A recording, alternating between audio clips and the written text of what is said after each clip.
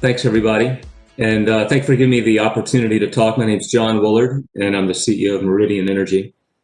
First, I want to thank Scott and the team at CLEAResult for everything they've done to put this together. I tell you, I've been in a production booth twice in my life for news production, and what it takes for this team to pull this off is every bit as complicated. So Meg, Willie, Emily, Kelly, they all deserve a great degree of appreciation for the work that goes on to make this happen. So first, let me give you a little context on my background. We all travel different paths in life to get to where we are, frequently towards a similar destination. And many people in the energy industry come at it from or move from engineering, law, finance into the space. And my journey started as a whitewater kayaker, actually. I was traveling the world in the 80s, living on about $10 a day, which seems tough to even conceive of now. Worked in Africa, Nepal, Chile, New Zealand, Costa Rica, guiding on various rivers, and then kayaking around the world. And that immersion in the natural world through some of my years post-college had a profound impact on me, and I started to see and really think about a lot of the challenges that were in front of us around biodiversity degradation, ecosystem loss, and a lot of it came down to climate and where the climate was headed.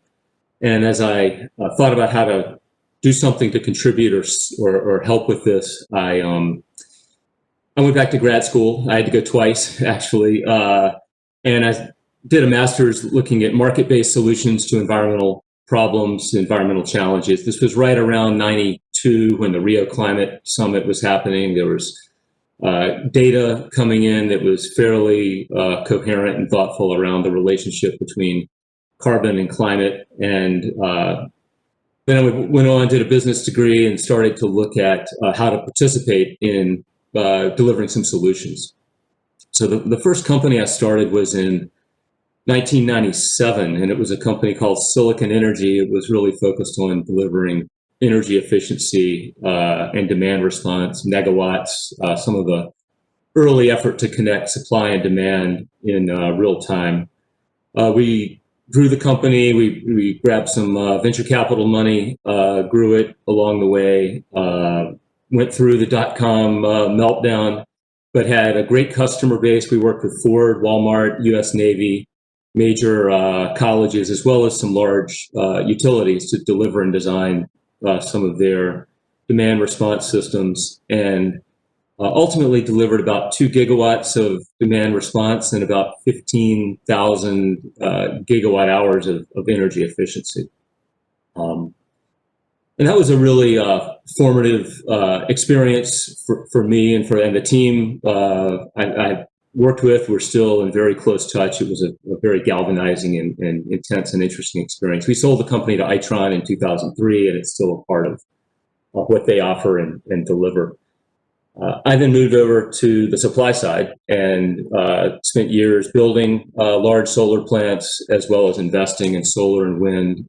Joined Google to become their VP of Energy, and we invested between the energy company BrightSource that I helped start and then the work we did at Google. We invested about $6 billion across over 2 gigawatts of wind and solar projects. And but some of the most important work we did, and this will lead into a lot of the discussion today, was on modeling the energy system and what it would really take to decarbonize and still deliver things reliably. So with that background and context, let's move on into some of what I think the challenges are that we're facing. This presentation is gonna start globally and finish more locally. So we'll talk about some of the challenges, but also then some of the opportunities to deliver some actual successful results, and so what some of the experiences have been around the country. We will have the ability to answer questions at the end. So if you can submit any questions you have, we'll save some time at the end I believe it's through the chat function, but I'll be glad to answer anything towards the end of the presentation. So the challenges we've got are at a massive scale, an unprecedented scale. I think everybody knows this, but I still feel like it's important to remind everyone. We've got the next 5 to 10 years are really critical to reaching that goal of 450 parts per million, which would be a 2 degrees C warming threshold. And a lot of investors are focused on what is fairly, has positive returns and is working, which is wind, solar, electric vehicles. And that's part of the solution, but it's certainly not all. And so I want to talk about some of the other elements of a solution that are really important. This problem's measured in gigawatts, in gigatons, and in trillions of dollars. So the opportunity is huge, the problem's massive, and there's a lot to be done here. First, I want to start with some grounding in where the challenge is and what we should be focused on if you're looking at decarbonizing. So this is an exhibit that they've quit updating from Lawrence Berkeley Labs. I'll talk to where it's headed, but this was from 2014. Unfortunately, the total carbon emissions have not dropped notably in the U.S. There's been a slight reduction, but the sources have changed. But really, the key message here is if you look at coal and petroleum, that is the biggest source of carbon emissions. And I believe that's over 2/3, 65, 66% of the actual emissions in the United States are from those two sources. So it's really about getting rid of coal and electrifying transportation.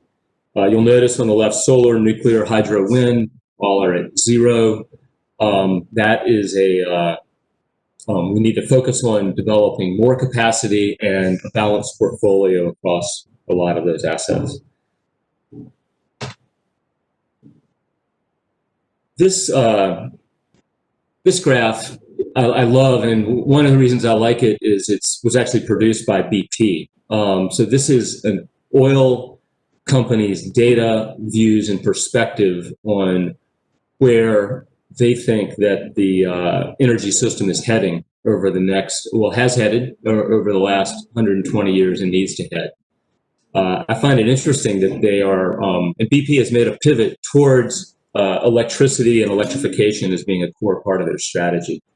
But for those of you who don't know the origins of BP, it's fairly interesting. If you look at the far left side of the chart, when coal was dominant, coal's 95% of the power of the global primary energy supply back in the 1900s, right before World War I.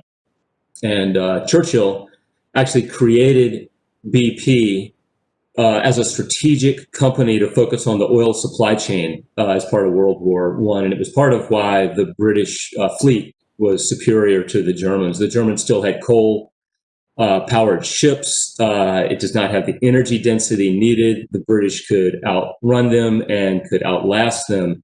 And so that speed, distance, and energy density in moving from coal to oil was a key reason that the British fleet was able to dominate and succeed in World War I. We've now actually taken that further, and now you'll note that a lot of the fleet is nuclear because that has an even better advantage on especially energy density. You can go for long periods of time without refueling.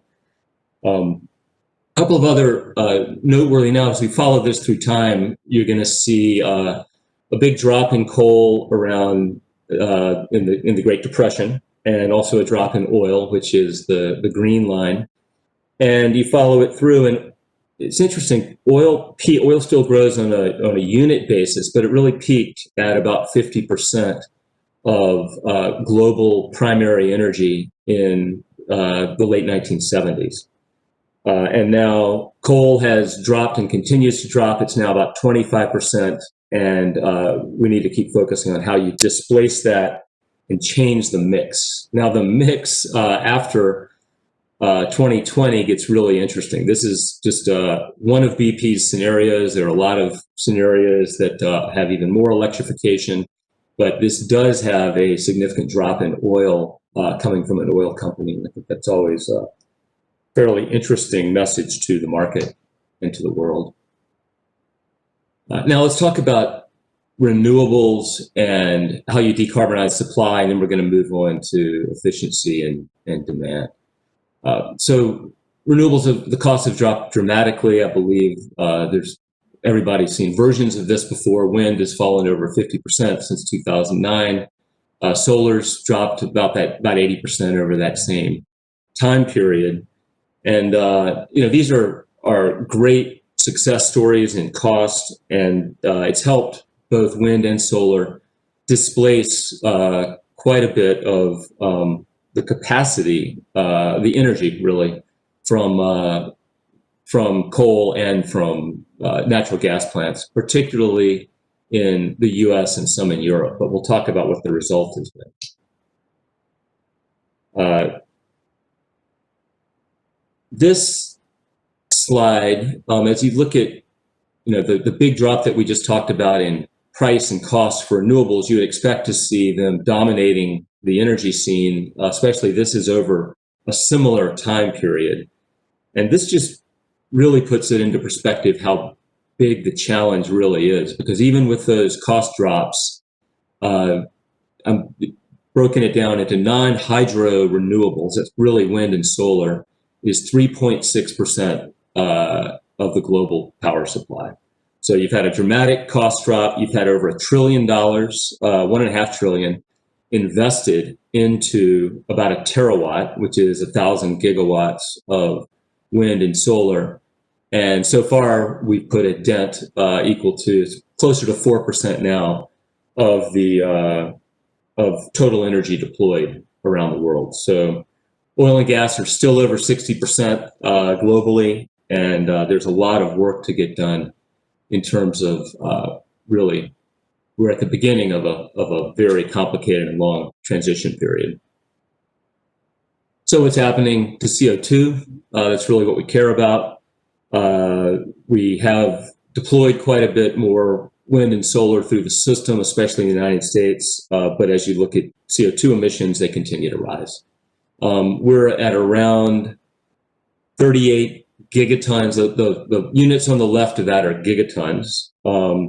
So 37, 38 gigatons of carbon emissions every year into the atmosphere.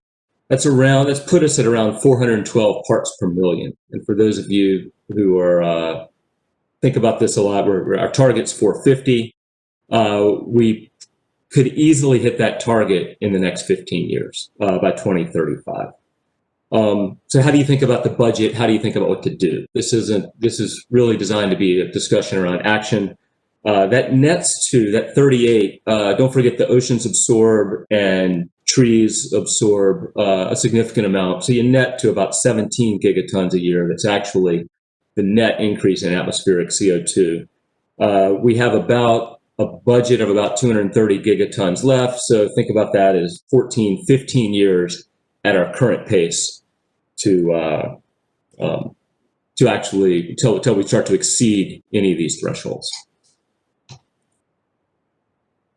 So how do we do it? I think a key element here is focusing on the right metric and do you want to focus on maximizing renewables or minimizing carbon?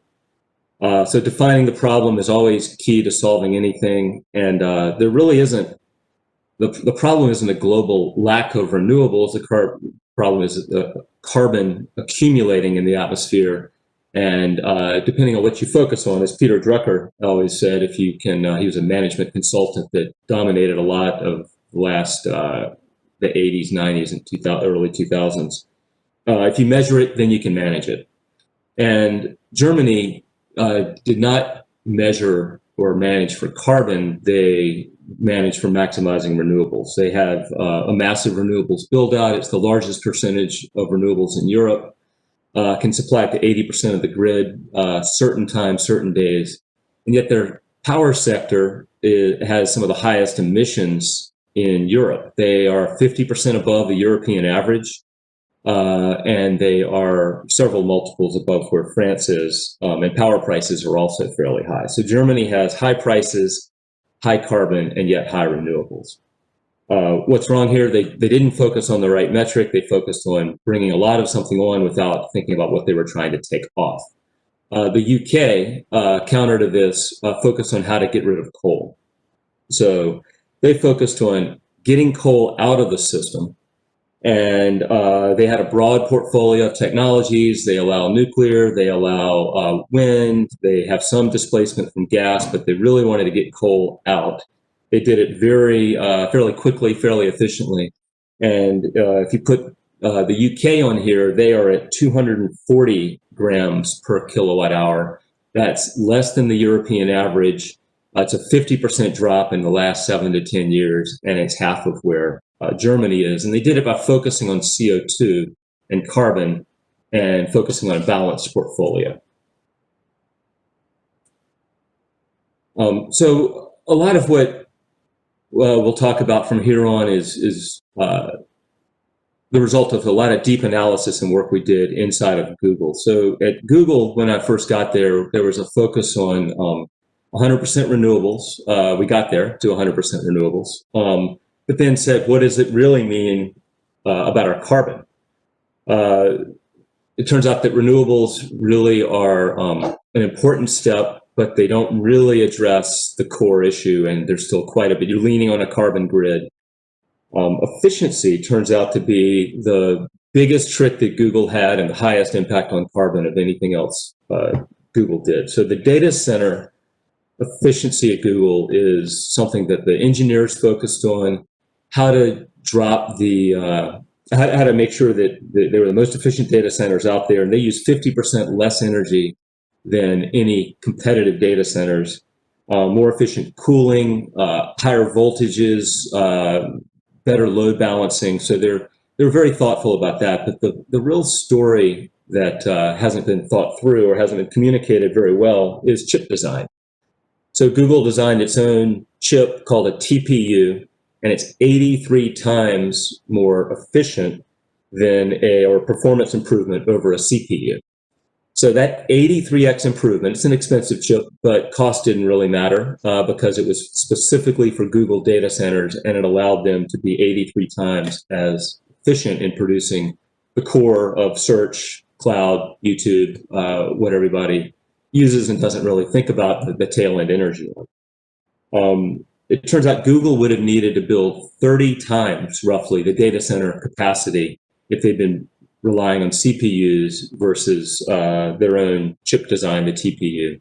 So a 30x improvement in efficiency is probably is the most dramatic impact on carbon of anything done, and yet it isn't really socialized, isn't really thought about. It's an unseen hero in a way. So we know we need to focus on carbon. We've seen some examples from Germany, the UK, modeling at Google, and now let's talk about how quickly this needs to happen. We need to cut the carbon emissions in half in the next 20 years. So between roughly now and 2040, we need to cut down to about 17 gigatons of CO2, and then need to cut that in half again in the next 10 years. So this is a dramatic effort. It needs all hands on deck, and it needs quite a bit of resource brought to bear to deliver. So I want to shift now, and we're going to move from a global perspective to a US perspective, and talk about some of the tools and techniques that can be used to deliver some of these results.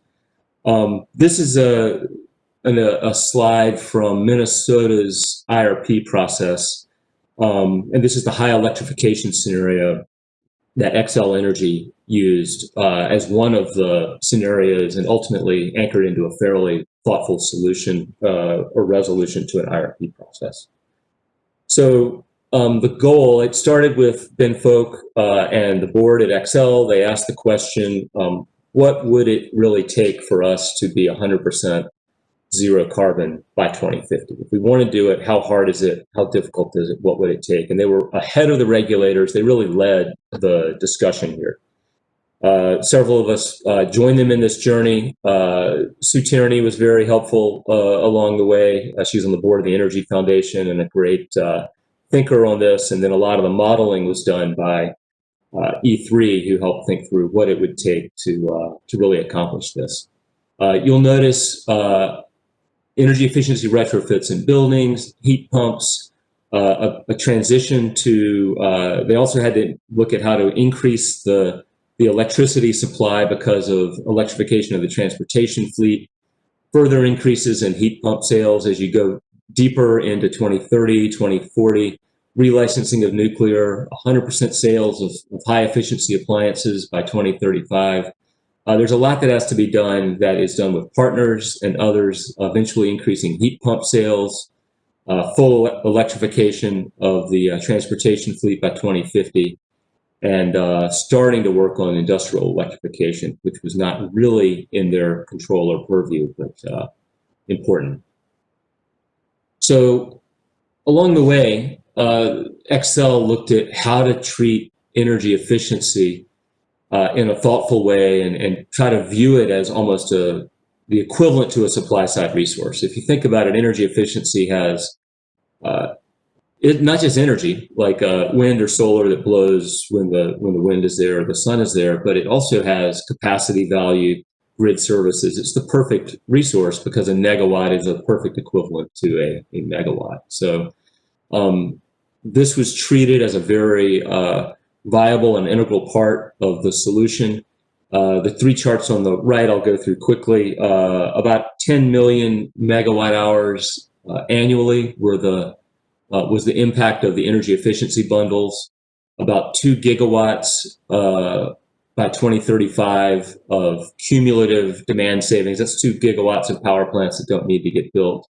And the third graph on the bottom right looks at the actual cost. It was around, most of the bundles that were used were $20 to $30 a megawatt hour, with the final bundle being more expensive and slightly more problematic, which is something that hopefully groups like CLEAResult and its partners can start to work on how to change or improve over time.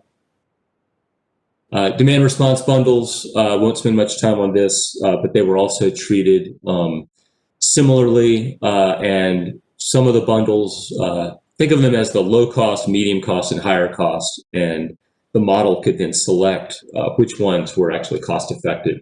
And the first few bundles brought in 500 megawatts and 200 megawatts effectively of demand response into the system.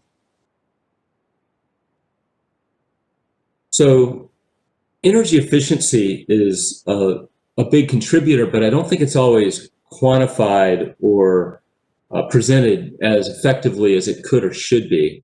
This is an exhibit from a study we did at World Resources Institute, and we looked at the total tons of CO2 avoided by various technologies or solutions since 2000. So nuclear weighs in at about 8 gigatons, very large capacity factors, low carbon, full grid services.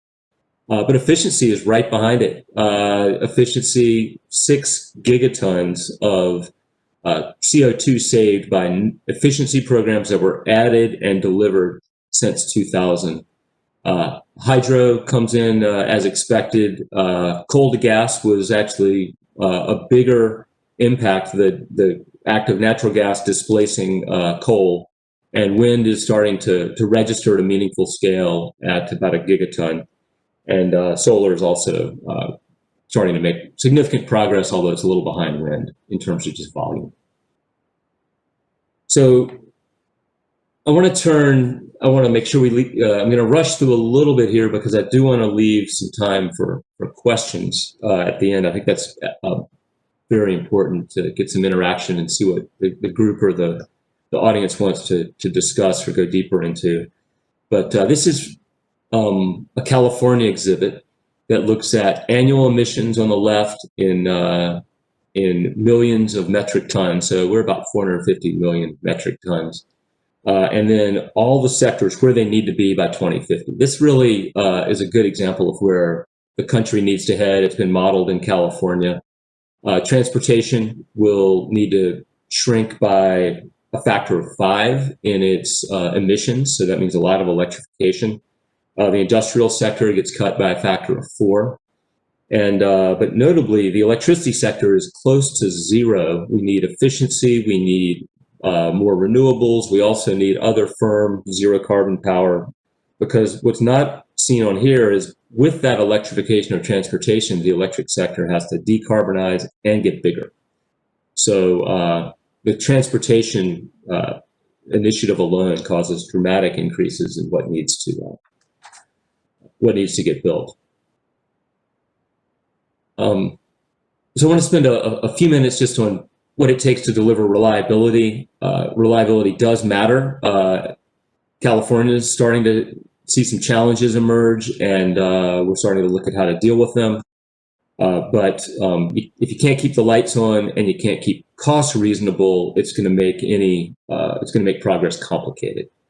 So reliability matters from seconds, minutes, hours. You work your way across into days and weeks. Batteries and demand response are very similar. Demand response can't deliver the grid services at the second or sub-second basis, but it's very good on minutes and hours. And also not too dissimilar from batteries in that they're both use limited, but sometimes batteries are overplayed and demand response is underplayed in what it can deliver. Once you get into days, weeks, and seasons, this is something that neither can deliver right now. And we do need to invest in or work on firm, dispatchable, zero carbon power or very, very long duration storage to deliver here. I'm going to say a couple of words on storage just because sometimes it's viewed as a panacea that can solve everything.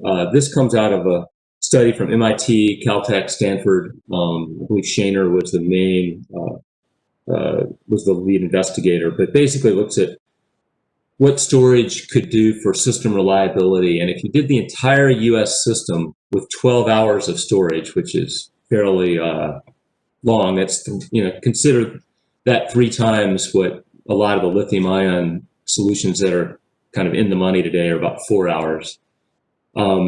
Cost about $540 billion, and you get about 98%, 98.7%, these fine numbers are actually important, reliability. Now that's if the whole country is interconnected, perfect transmission, lossless, so that's a fairly optimistic view. But our reliability target is above that. We always have about 99.97% reliability.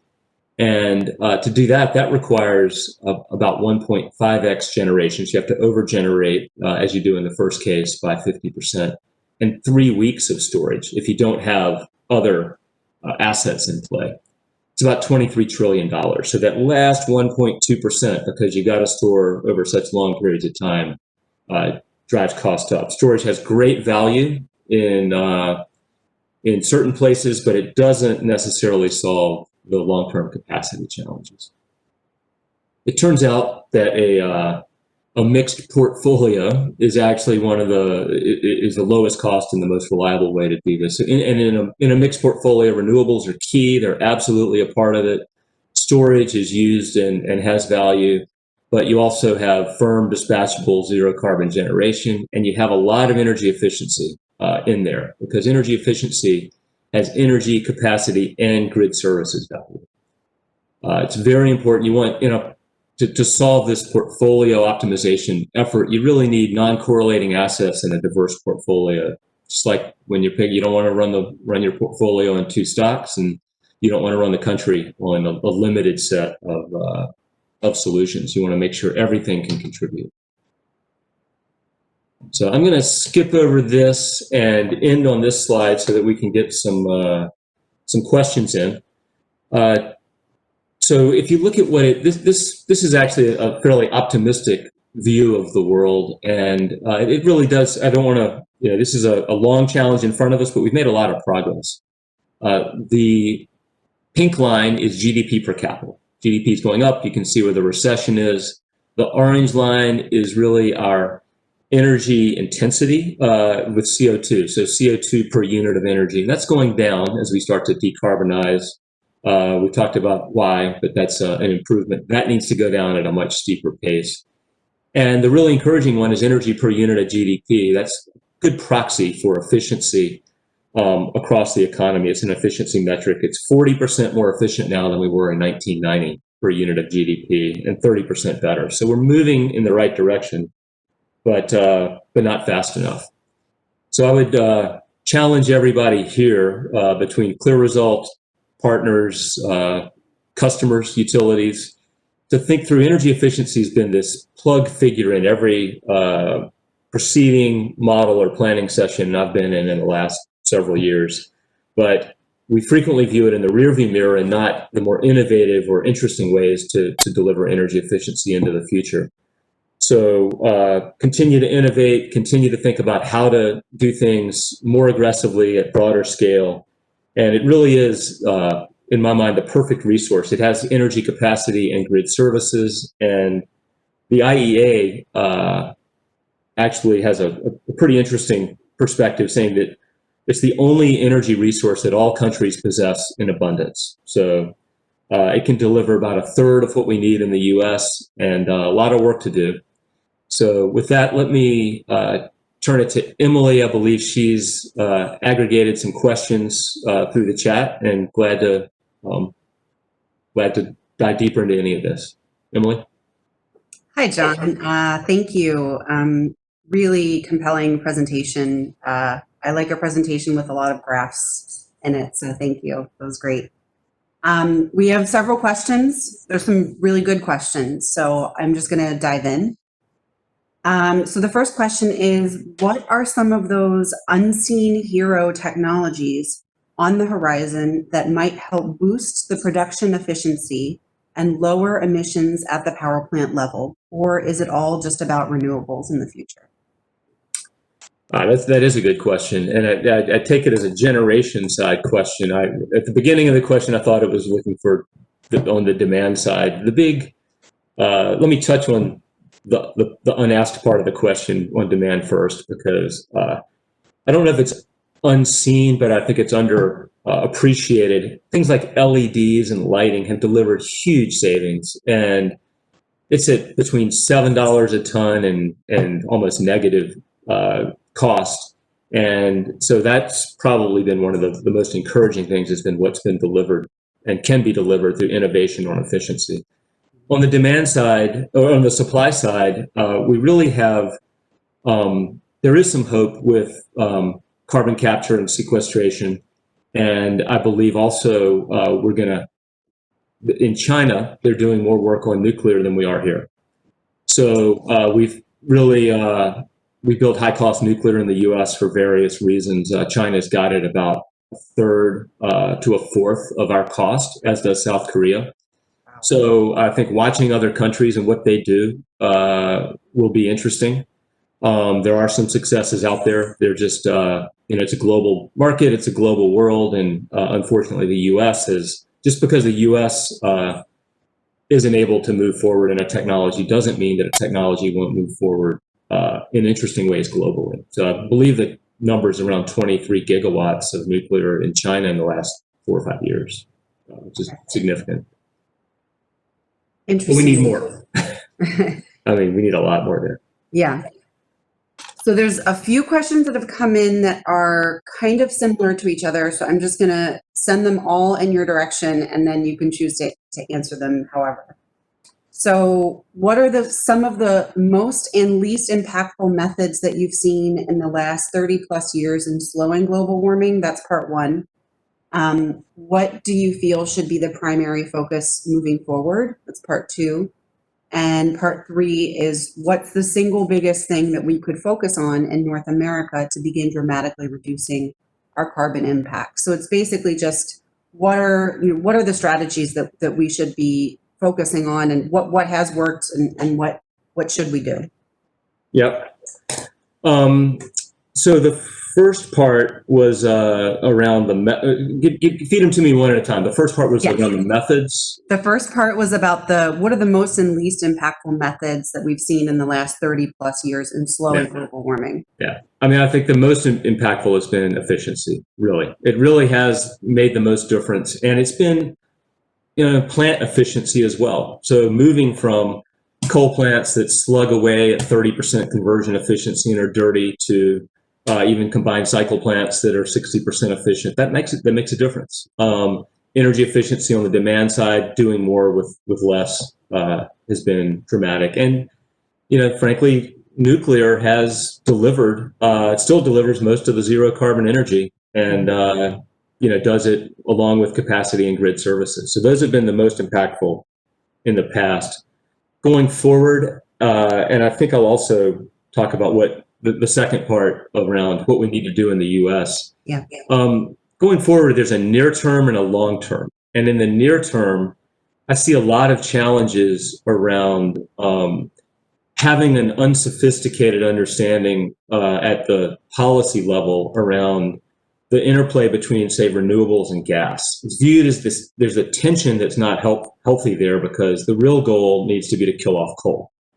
And coal is the biggest challenge, and a gas plant can run 5% of the time. It doesn't need to run 70% of the time. And if you look in California, we've got 10 gigawatts of gas plants that run every day to enable the solar to exist. They only have to run a very small amount of time. Right. So instead of this unhealthy debate, I think understanding that the power plants and the assets can integrate in a way that can ultimately decarbonize given what you've got. Because if we wait for things that are not economic or aren't there today, we're going to stop in its track. California wouldn't be where it is right now without having that flexibility of gas, and yet we still are decarbonizing because we integrate the two. But and that's the near term. Over the long term, you've got to basically eliminate coal and get capacity factors down to where gas is used very, very little, 3-5% of the time. Doesn't mean get rid of all the plants, but it means make the usage really small. And I think that's an important element going forward. Okay, great. Switching gears a little bit, is there an opportunity, you have a background in working with Google, and you mentioned Google and some really interesting things there.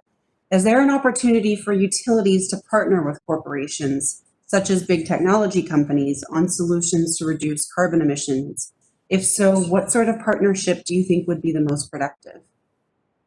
That's a great question. And I think I'm not sure if it was mentioned, I couldn't hear the introduction, but I'm also on the board of PG&E as well. So I have a view into, utilities are looking for ways to push and ways to think through how to decarbonize in a smart way. They really are trying to think through these big, meaty problems. And some of the large companies have, for example, tech companies have data centers, and there's alignment there on interest in showing that you can decarbonize, but these data centers have to run 24/7.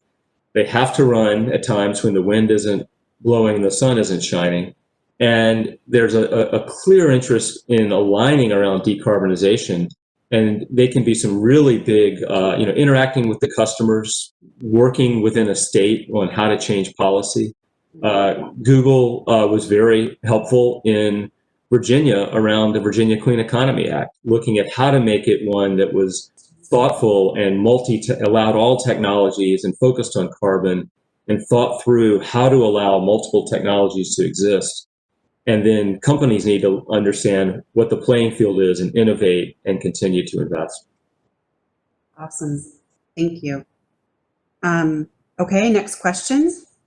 To what extent do you think advancing electric vehicle adoption is critical to global efforts at reducing greenhouse gas emissions? And what can utility companies do to increase adoption? Well, I think it's absolutely critical. I can't see how to solve the transportation problem without massive electrification of the vehicle fleet. Yeah. Heavy vehicles could easily be some sort of decarbonized renewable fuel and could have a fuel-based solution, but the bulk of light vehicles and passenger cars, there could be a path that emerges that doesn't involve that, but I have not seen it. And so I think it's imperative that we focus on the electrification of transportation.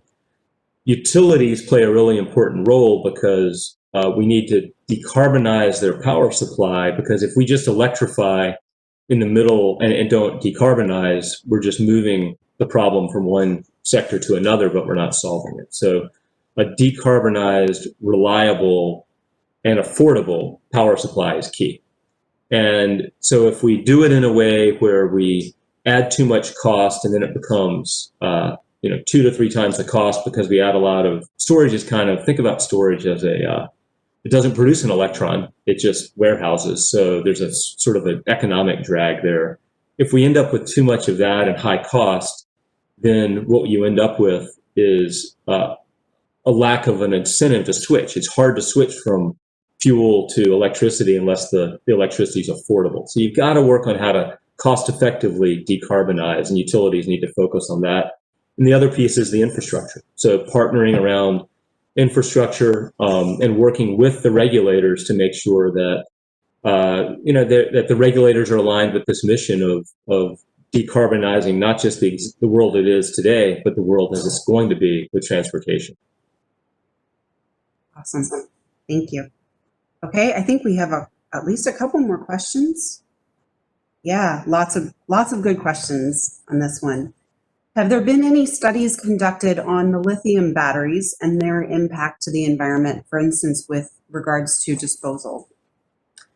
The answer is yes. There have been a lot of studies. I'm not going to pretend to be the one to help everybody navigate that landscape. I do know there are some significant challenges, but there are also ways to recycle and reclaim. And I think that's the most important piece, is if lithium and cobalt become a one-way waste stream from the mine into a car or into a battery and then into a landfill or into some deposit, that's a very bad outcome. So there are efforts, and I think this is where the world will head, on reclaiming and recycling that and reusing, and that's going to be imperative. But yes, there's a lot of literature out there, and feel free to go dive as deep as you want into that. Great, thank you. Okay, next question. There's still a few more. Regarding your point that LEDs have been the workhorse for efficiency, I think we all know that savings from LEDs are being phased out due to saturation and baseline changes.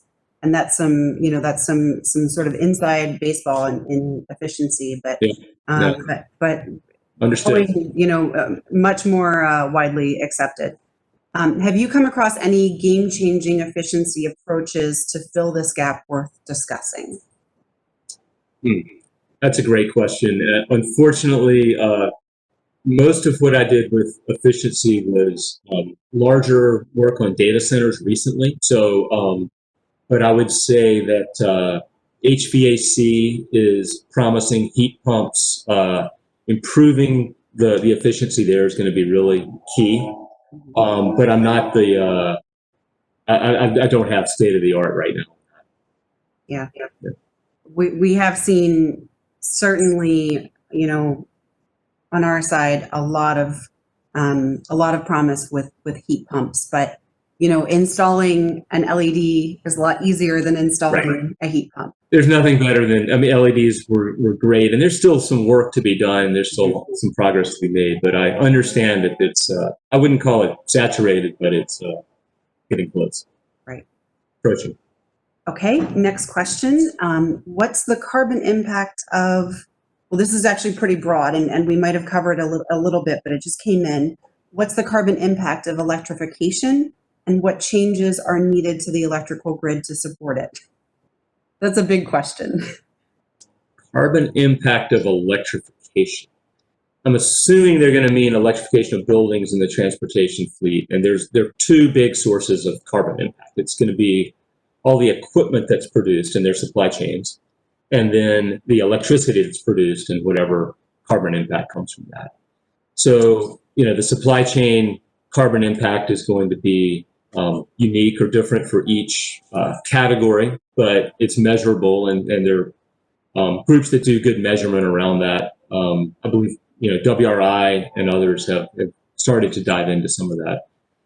Then the carbon impact of the electric supply itself is really key, and so it needs to be, you can't. This gets back to the Google problem of when we were 100% renewables, we still had a significant carbon impact because we leaned on grids that had carbon in them, quite a bit of carbon.